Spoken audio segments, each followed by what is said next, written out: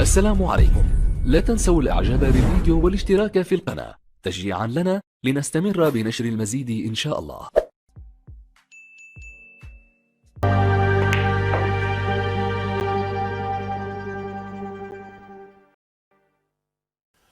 On a perfectly straight shot, most normal, well-coordinated people will aim correctly. And yet, when they deliver the cue, they miss. If that statement is true, then it can only be down to one thing: technique.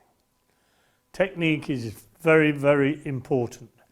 Now, I'm not going to say to you there's only one way to play this game, there are many. What I'd like to do is show you one method which I believe has been proved and works. To make sure that we're delivering the cue in a straight line, what we do is work on two fixed points. One will be the bridge, bearing in mind, of course, that it's only a fixed point if it doesn't move. The other one is the body. So I've got a fixed point at the front, a fixed point at the back, and if I move this hand forward up to the chest, that distance between the hand and the chest has transferred to the front and become the follow through.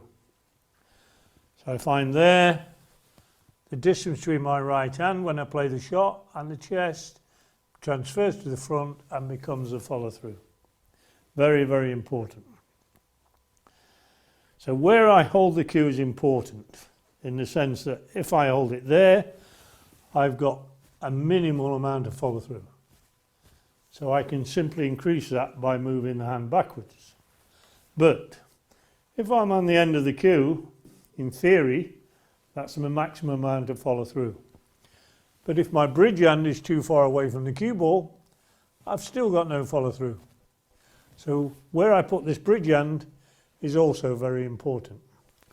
Thirdly, if I play with a straight arm or a bent arm will affect the amount of follow through.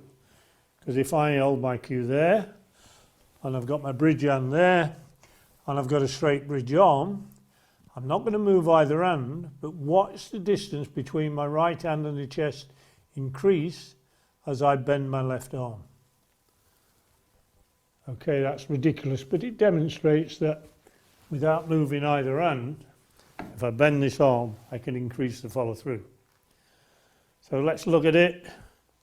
My normal position is about an inch from the end of the cue, for me personally. And there, I'm about 11 to 12 inches away from the cue ball, and that gives me sufficient follow through to play the shot. So if I put that there, just to indicate it, all I'm going to do is pop the blue, stay there, and let you see how much follow through I've got. So I'm there, do my preparation. I've got my fixed point, the bridge hand at the front, my fixed point, the chest at the back, and all I'm going to do is bring my right hand forward to the chest and establish my follow through. To demonstrate this even further, what I've done is marked a cue here. I've put one mark here where my bridge hand goes, another mark here which is 6 inches away from the first mark, which demonstrates where my bridge hand will be when I've played the shot.